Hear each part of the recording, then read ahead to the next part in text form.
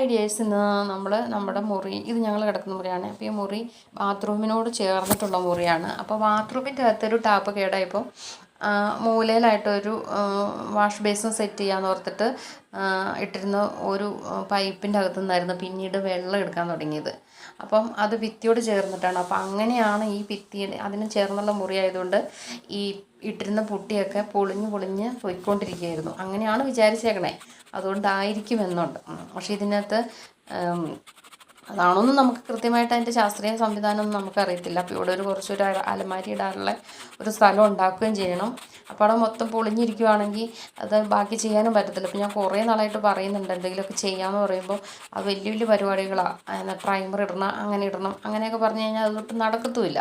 അപ്പോൾ ഞാൻ എന്തായാലും നിർബന്ധപൂർവ്വം അവിടെ ഒരു അലമാരിക്കുള്ള ഇടാനുള്ള സ്പേസ് ഉണ്ടാക്കണം.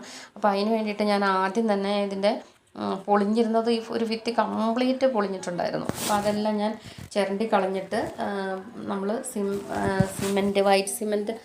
സിമെൻറ്റ് പുട്ടിയാണ് ഇട്ടേക്കണേ. സിമെൻറ്റ് പുട്ടി അടിച്ചിട്ട് പേപ്പർ പിടിച്ചു.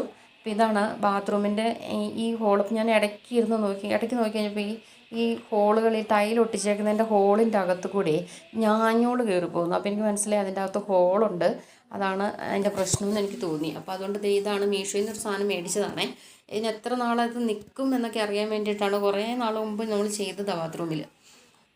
ബാത്റൂമൊക്കെ ഒന്ന് വെള്ളമൊക്കെ തുടച്ച് കളഞ്ഞിട്ട് ഹോളിൻ്റെ അകത്തൂടെ തേച്ച് നന്നായിട്ട് നമ്മൾ ബ്ലേഡില്ലേ, പുട്ടി ബ്ലേഡൊക്കെ വെച്ചിട്ട് വടിച്ച് സെറ്റ് ചെയ്ത് ഒക്കെ ക്ലിയർ ഒക്കെ ചെയ്തിട്ടുണ്ടായിരുന്നു.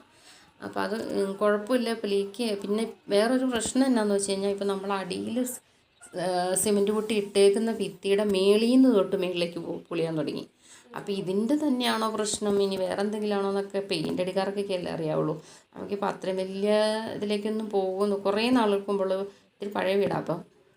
അപ്പോൾ അത് അത്രയും വലിയ ഇതിലേക്കൊന്നും പോകുന്നില്ലാത്ത കാരണം കൊണ്ട് നമ്മളുടെ ചെറിയൊരു സംവിധാനത്തിൽ കൂടെയൊക്കെ നമ്മളിതിങ്ങനെ അത്യാവശ്യം അഡ്ജസ്റ്റ്മെൻ്റൊക്കെ ചെയ്ത് വെച്ചേക്കുന്നതാണ്. ഇങ്ങനത്തെ പ്രശ്നത്തെ ആരെങ്കിലുമൊക്കെ ഇന്ന് മേടിച്ചും ചെയ്ത് നോക്കട്ടോ.